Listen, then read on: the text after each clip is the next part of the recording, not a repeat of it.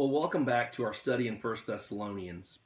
A couple of things. First, I'm in our church library because I hope it has better sound quality than the classroom downstairs. Second, I hope you brought your Bibles with you. I've got my notes in front of me and the Bible in front of me because we're going to be looking at First Thessalonians chapter 2. Also, the questions this week are going to be displayed on your screen. And so when you see them displayed on your screen, just push pause and answer those questions in your notes, in your notebook or piece of paper that you have with you. And then once you're done, press play and come on back. If you didn't get a chance to look at lesson 1, you can scroll down and watch that session, kind of catch up. It gives you a little background of where Paul's been and why he went to Thessalonica and how long he stayed. Now, I want to give a brief overview as we jump into chapter 2 from what we learned last week. First, Paul is thankful for the Christians in Thessalonica. He says that he thanks God for them every time he prays. And so he's wanting to encourage the Christians in Thessalonica, and he wants to let them know that they have inspired him. As a matter of fact, he said that they had become imitators of him as he imitated Christ. So ultimately, they were imitators of the Lord. And he's excited about that. To the point, he says, you are now models, you're examples for everyone else to follow. And all the churches around you have heard about your exemplary faith. And so he wants to tell them to continue in the faith, continue living like Jesus. And then we get to chapter 2. And Paul changes his tone a little in chapter 2. I want to see if you pick up on that. And so if you would, just take some time to read chapter 2, verses 1 through 12 right now. Once you're done, we'll dive right back in.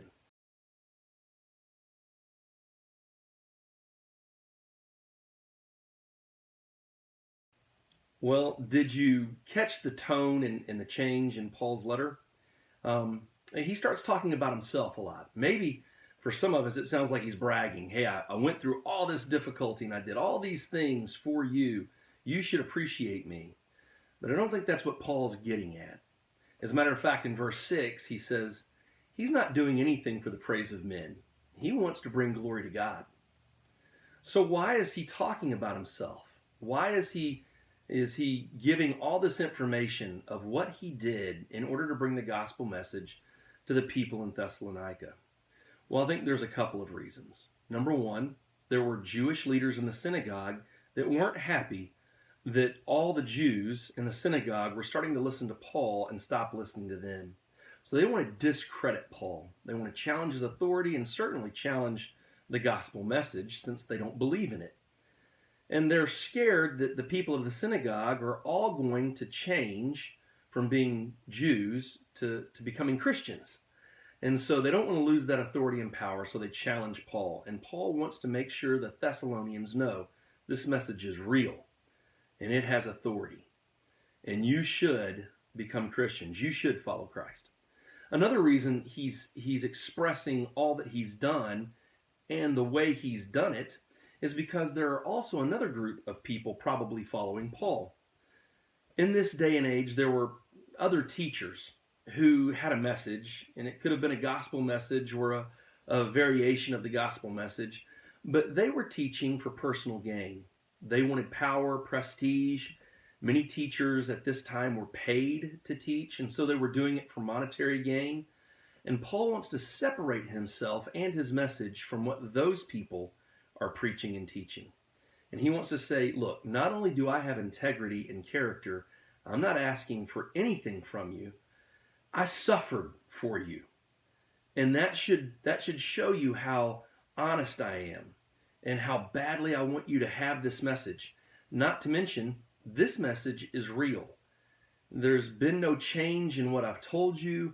I brought you the truth, and I hope you understand that. So he wants to make sure that people understand he has integrity and the message is true. Now, you'll notice that Paul uses a rhetorical device. I'm reading Gary Weedman, one of the commentators for First Thessalonians that I'm reading, and he says that Paul uses a rhetorical device that maybe you picked up on in his writing. It's called antithesis. He will make a statement that starts with the word for. Now in the NIV it doesn't say that, but in the Greek it translates that way. And so he uses the word for to make a thesis statement, and then he underlines that with the antithesis, or he contrasts his statement that he made prior to expand or explain his point. Let's take a look at a few. There in verse 1, if you were reading from the New American Standard, which is the closest translation to the Greek, you would find that it says, "For you yourselves know, brethren, that our visit was not in vain." In the NIV, it says, "You know that our visit wasn't a failure," right? Well, that's the thesis statement. But why was it not a failure? Well, in verse 2, he says, "But we had boldness," or in the NIV, "we dared in telling you the gospel in spite of opposition." So it wasn't a failure because we told it even though people opposed it. We brought this message because it was so important, and even though opposition arose, it wasn't going to stop us from teaching it. In verse 3, he says, "For our exhortation," or in the NIV, it says appeal, "does not come from error or impure motives." Verse 4, "But we speak not as pleasing to men, but God who examines our heart." Look, if we were seeking men's praise, we certainly wouldn't speak a message that brings a challenge to us or hardship to us or brings opposition. That's how important it is. Another antithesis writing portion, he says in verse 5, "For we never came with flattering speech." In the NIV, it says we never used flattery. In verse 7, he says, "But we were gentle among you and treated you like a mother would their own children." In other words, we didn't force this message on you or ask you to do something against your will. Instead, we loved you. We showed you kindness. We showed you care. We showed you patience. And he uses the illustration of a mother in verse 7 and a father in verse 11. And he says, we actually gave ourselves up for you. Much like parents sacrifice for their children, he's making the point, we sacrificed for you. And in verse 9, you'll notice he says, look, we worked day and night so we wouldn't become a financial burden. So we know that Paul was doing another job besides preaching in order that he wouldn't have to ask for money. He wasn't a charlatan. He wasn't someone who was coming in there hoping to make a lot of money and then leave town with the cash. So Paul isn't bragging about what he's done among them. He's making a case for the importance of his message. And he wants to remind the Thessalonians that he didn't use self-promotion. He wasn't doing it for money. He wasn't doing it for fame. In fact, every time he preached, it brought hardship. If you notice in verse 2, he reminds the Thessalonians of what they probably already heard about the difficulty he had in Philippi. Now, I would encourage you to go read Acts chapter 16, where we see what happened in Philippi. But let me just give you a real quick rundown. Paul and Silas are there preaching and teaching, and there are people coming to them, leaving the Jewish faith, and Gentiles who are leaving pagan faith and pagan worship, and they're coming to Christ. And there's a young girl who is demon-possessed following Paul and Silas around every day, and the demon is causing her to scream at them. And that irritated Paul to the point that he told the demon to leave that little girl's body. Now, all this attention that was brought to them caused problems. And you'll see what happens in verse 22 of Acts chapter 16. It says, "The crowd joined in the attack against Paul and Silas, and the magistrates ordered them to be stripped and beaten. After they had been severely flogged, they were thrown into prison, and the jailer was commanded to guard them carefully."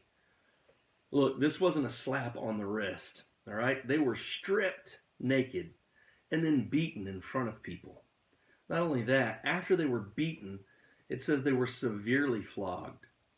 They were flogged much like Jesus was, with a cat of nine tails whip. Each of the tassels had sharp pottery or something that would tear the skin. So there was flesh that was torn and a lot of blood loss for the gospel message. Then they're thrown into jail, it says, into the inner cell, my Kentucky was coming out, inner cell, which means they were in the maximum security part of the jail. No windows. They were shackled around their legs, so their movement was prohibited. And What does it say that Paul and Silas did? It says they prayed and sang hymns so all the other prisoners could hear the gospel message. Now, they endured that because of the gospel. And they wanted to remind the Christians in Thessalonica, look, if we're willing to deal with that and bring the gospel message, you must know that it's important. Paul is making a clear case that his life and message are authentic. So here's the first set of questions. What does this tell us about Paul's desire to preach the gospel and about the gospel message itself? What does all this say? And what attitude did the persecution of Paul and Silas create in their sharing of the gospel? Fear or courage? And why? Why did it create one of those attitudes? Answer those questions and come back and we'll start again.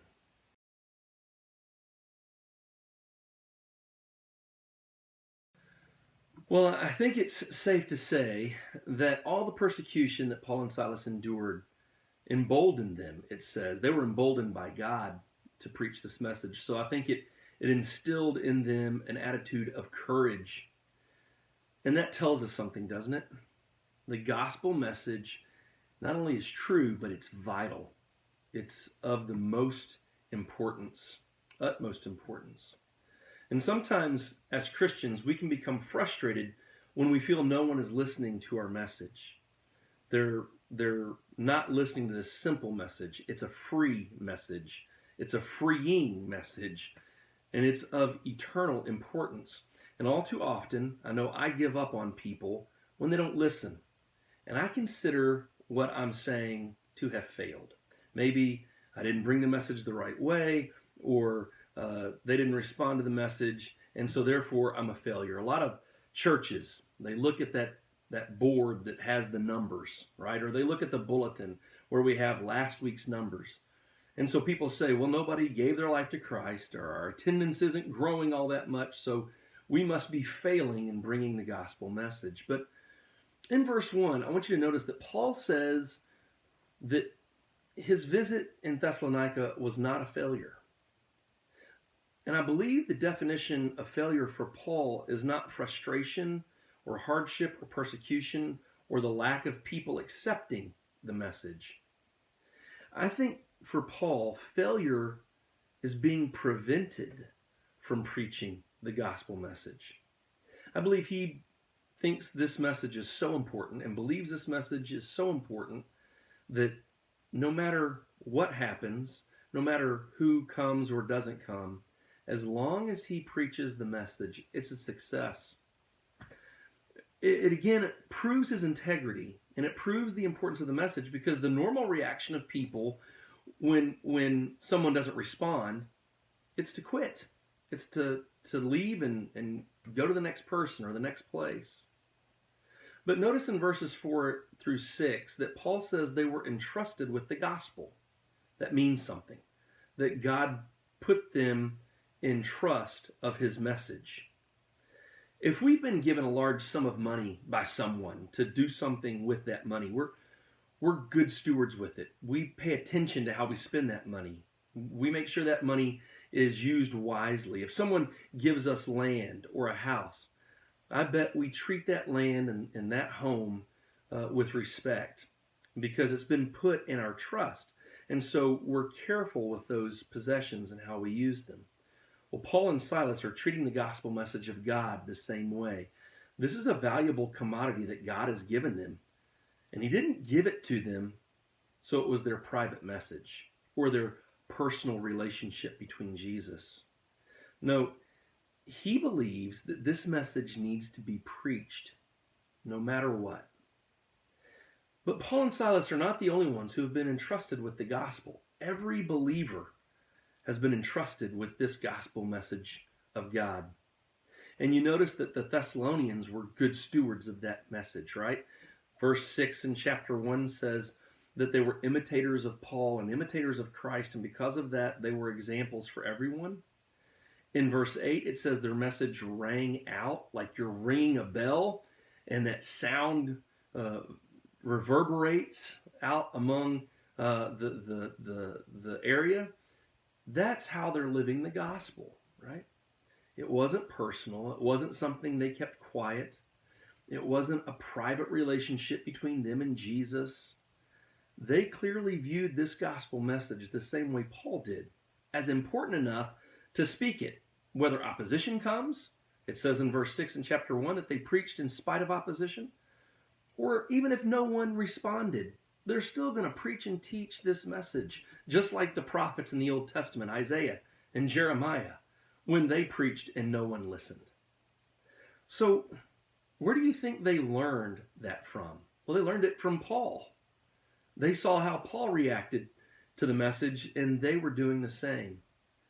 So after reading verses 4 through 6, I want you to answer some questions and come back, and I'll give some closing thoughts about the rest of chapter 2, at least through verse 12. So answer these questions. Take a little time.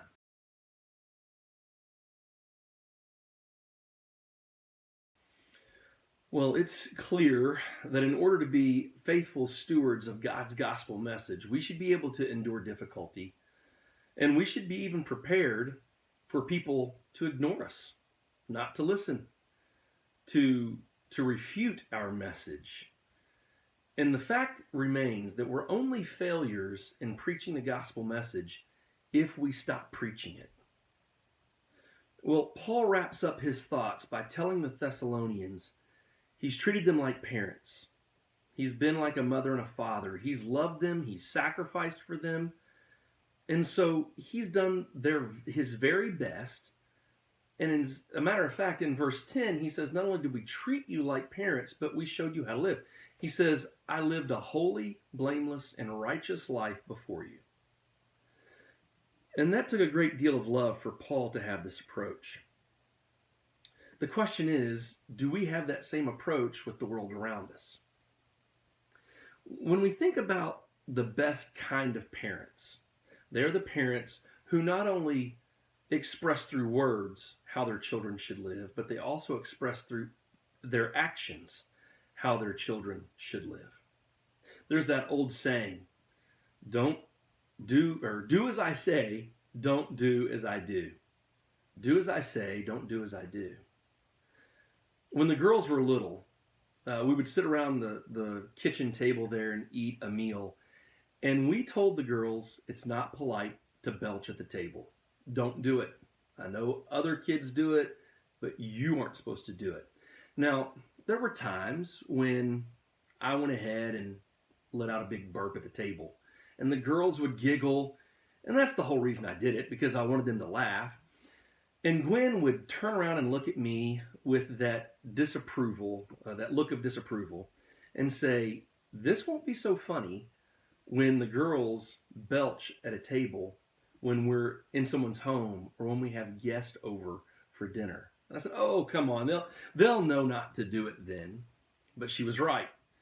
We had some people from church over at our house, and one of our daughters, I won't say which one, but one of our daughters let out a tremendous belch. I mean, it registered a 6.7 on the Richter scale. It shook the house. It was big time. And so Gwen spun around and looked at me and said, see, I told you. And she was right. I know some parents have that approach towards parenting. Do as I say, don't do as I do. But where did the girls learn to belch at the table? Where did they learn that from? They learned it from me. So when parents say things like, don't drink, don't cuss, don't cheat, don't talk bad about people, and then they turn around and do all those things, well, they're not really teaching their children properly. So what Paul is expressing to us is this. Just saying don't do it doesn't carry as much weight as if parents won't stop doing those things. I just messed that up. So let me start again. Telling the world how wrong they are won't do much good unless Christians are showing them how to live the right way. If all we do is say, live this way, but we don't show them how to live, we're not really helping them. We have to take seriously how we live, and we have to display integrity in our living, just like Paul did, before the world will ever consider our message of grace through Jesus. So Paul tells the Thessalonians, I loved you like a parent, and that's why I lived the way I did. I told you how to live. I showed you how to live. And I would never tell you something that wasn't for your good. And I would never tell you to live a certain way if I wasn't willing to live that way myself. So what about us? It might be a good time for us to look in the mirror and determine if our words and our actions are saying the same thing. And if we truly love the lost world the way we say we do, then not only will we suffer for them as we bring the gospel message, not only will we bring a gospel message even if they're not listening to us, but maybe there are some areas of our lives that need to be transformed or changed. Maybe there are some things we need to start doing and some things we need to stop doing so that our actions match our words. So what I want you to do is answer these set of questions honestly. Take some time, give yourself some time to answer these questions, and then come back and we'll close out.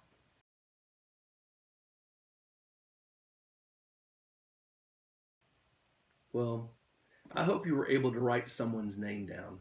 I hope there's someone that you love enough that is lost, that you're willing to preach or teach or speak the gospel message of Jesus to them. Maybe they're in your family, your neighborhood, at work, in your school. Maybe it's a friend of yours. But you love them enough to speak the gospel message to them, and that your words and your actions will match the way Paul's did in Thessalonica. So take some time this week to pray for boldness, pray for courage, as you seek to share who Jesus is and what he's done to save the world around us. So come back next week and we'll search out more truths in Paul's letter to the Thessalonians. Thanks so much for joining me today. Stay safe. I'm praying for you, and I certainly miss you.